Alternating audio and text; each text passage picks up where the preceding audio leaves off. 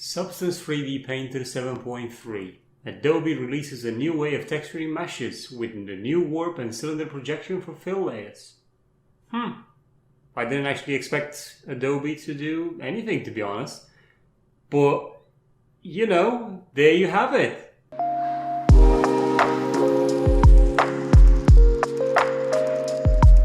What's up everybody, and welcome to Organian's Puzzle Box. In this video I'm actually glad to say that some new interesting features have just come to Substance Painter. Adobe has released an update. I think it was about 2 or 3 days ago. Actually it was on the 13th of October.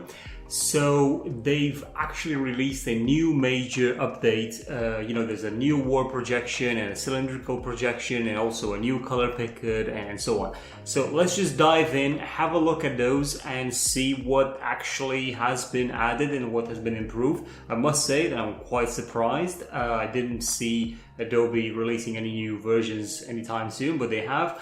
And yeah, it's actually something that would be quite useful for a lot of people, especially for me. I know I actually used to do a lot of tinkering with these sort of things to actually get some alphas and all sorts of things on meshes, but now it's more easier than ever, so I'm really glad that they've done this. So let's have a look and see what they've actually done to Substance 3D, as they like to call it nowadays. Okay, so I've just opened Substance Painter and I've got my code as a sample. Now I'm going to go over into these options in here. So these basically are the textures, or I can go into alphas if I want to. So let's just try and add an alpha and see how that looks like. I'm going to pick this arrow circle. Now you can see when I try to drag it on top of the mesh now, I have this rectangular shape that shows where this alpha is going to land. So once I put it over there, I get a few options. Now I can select it as a mask, base color, and so on, all of these other options. So I'm just going to click the mask option. Now when you see, what you see now, this arrow has been added over on the toad, and we've got a mask that has been created with it. And it's got the warp projection already active.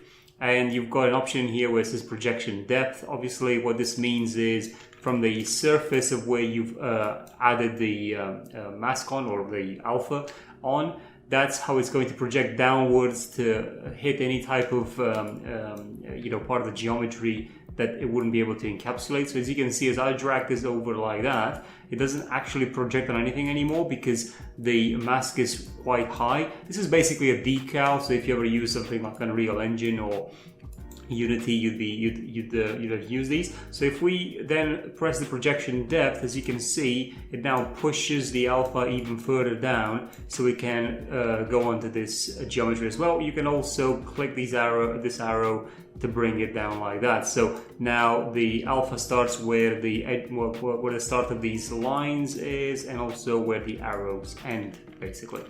Now if you click the material over here, you will be able to change the color. So for example, we could make it black or white or red. So let's just leave it as red. You can see also the new color picker that it talked about.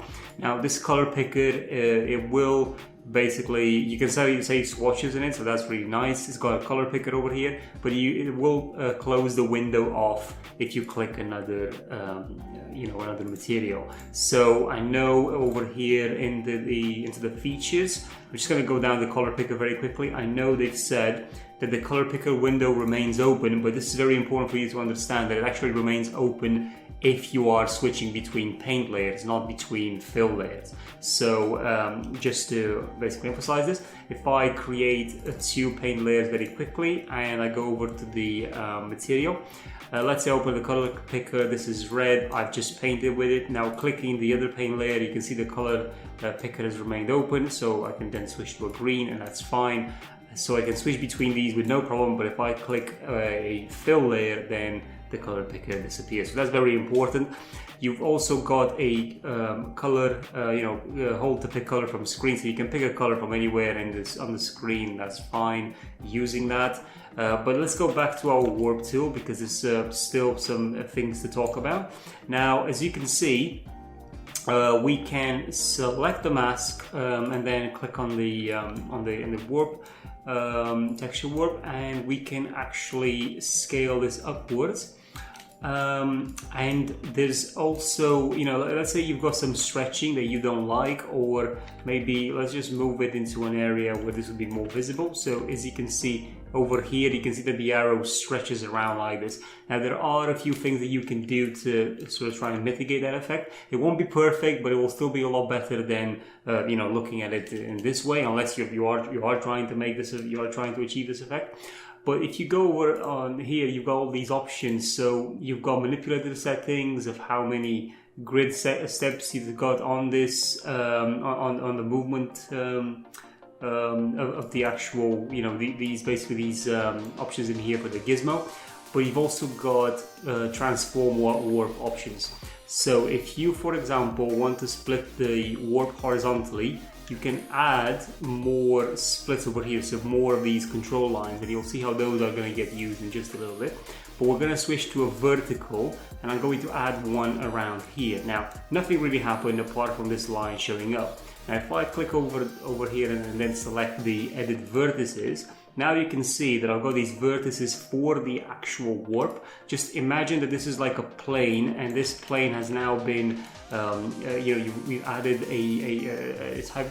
We've increased its height, and that's how it projects the this entire decal. But now we can manipulate so we can go in there and manipulate the shape of this plane, and as you can see, as we pick the vertices, they're all angled down onto the mesh, which is quite nice.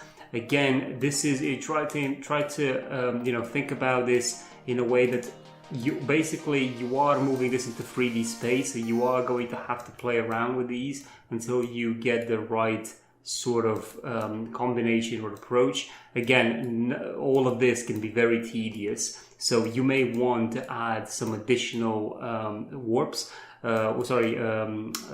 lines over here, so the warp horizontally or vertically. So for example, you may want to add another one here. It really all depends, because as I said, at the end of the day, it's really up to you on what you want to do with this. Now you can see that only the outer part of this circle is now stretching, so we've obviously got quite a bit of work here to do if we want to get that to you know, be a lot more, well, to look a lot better with this warp. It's okay over on this side, but where it really starts to suffer is over here, just you can see. So I can actually warp it like this. It's all about just looking at the shape and trying to match it.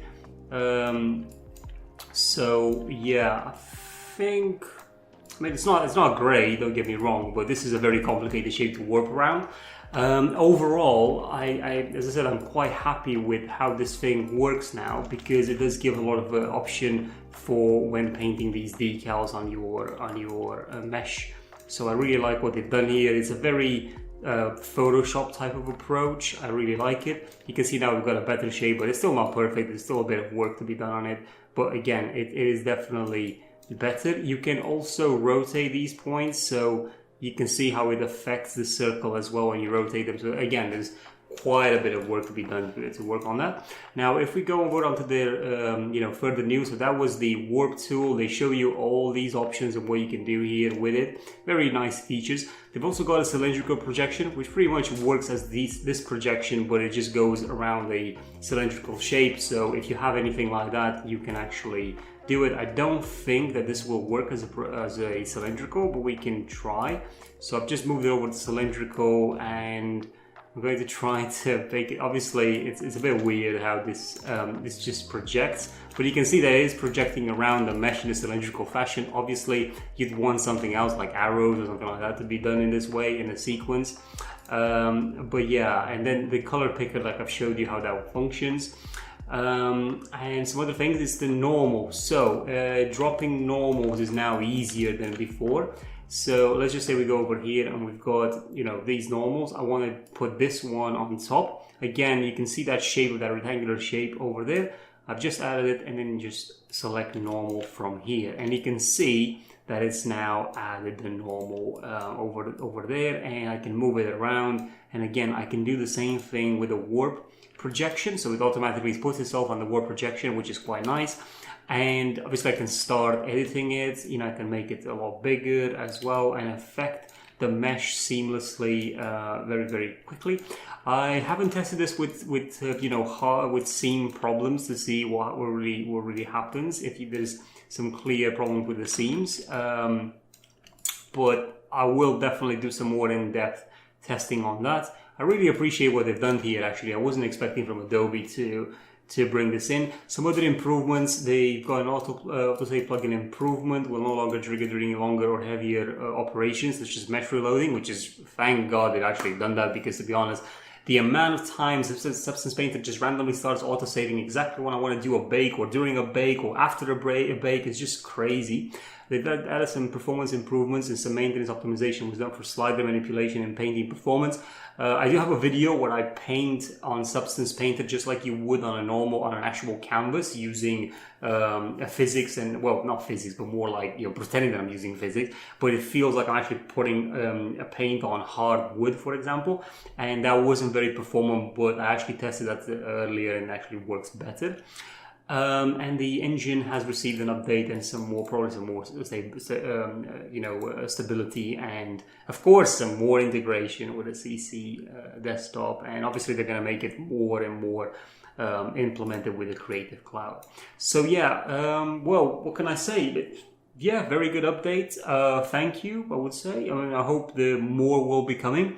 This is also available on Steam, so if you have Substance Painter on Steam, just do go and check it out. But thank you guys for watching.